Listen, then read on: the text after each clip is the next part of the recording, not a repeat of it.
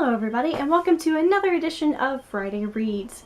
Today is my 4th episode in this series in which I recommend a book for you to read, because who doesn't like book recommendations? Today I'm actually going to give you 4 book recommendations in honor of this being the 4th episode, and also because it's National Poetry Month, and that means you need a collection for each week. But I don't necessarily want to do them every week because then you might stop watching and that would make me sad. So, hi, here I am. First, and I'm sorry because I've had this collection for a very long time, but Emily Dickinson's collection of poetry. I believe this is actually the complete collection. It's kind of thin. Her poems tend to be pretty short, but really in-depth in terms of figurative language and analyzing things. So it's definitely one to check out, particularly if you haven't really done poetry before. There's at least a lot of sources on Emily Dickinson for you to look at so you can kind of understand more what's going on. She's a really great introduction into poetry. She's wonderful, and she as a person is very fascinating in the way that she sees the world. Come On All You Ghosts by Matthew Zapruder. I actually got to read this in grad school, which is where a couple of these collections I'm going to recommend are from. And this particular one inspired me enough to write my own poetry, so that's saying something about how great it is. He does a lot of wonderful things with form, and he does a whole lot with the way that he phrases things. It's modern, it's lovely, but it's not disconnected in the way you kind of assume that a lot of modern poetry would be. It's beautiful. Either Way, I'm Celebrating by Summer Browning.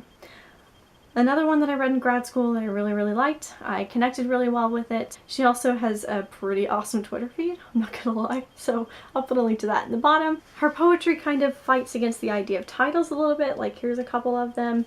You can see I put a little heart on that one. And it's really hard to categorize her poetry, which is actually kind of an awesome sign whenever it comes to poetry in the modern age. So definitely pick this up, it'll blow your mind a little bit, but in a good way. Blue Horses Rush In by Lucy Tabahanzo. Always picking authors whose names I can't pronounce. This is a Native American author. I actually read this during my Native American literature class in undergrad, and it left a really lasting impression. This is inspired a lot by her own kind of experience as a young Navajo girl and the stories that she would listen to and the nature around her that would kind of echo back into these stories. This collection is beautiful. Just beautiful. Read it. Read it. That's my only recommendation for this. I also think that in general, literary magazines are a great place to find contemporary poetry, so I'm going to put a link to a few in the description in case you want to check them out.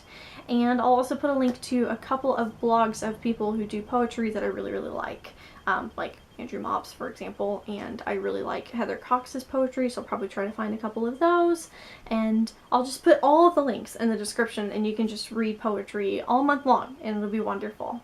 Poetry is a little bit hard to get into if you haven't done it before, so just go to it with an open mind and a little bit of time, because it seems like it can go really quickly because everything is so short, but you really need to take time to absorb it.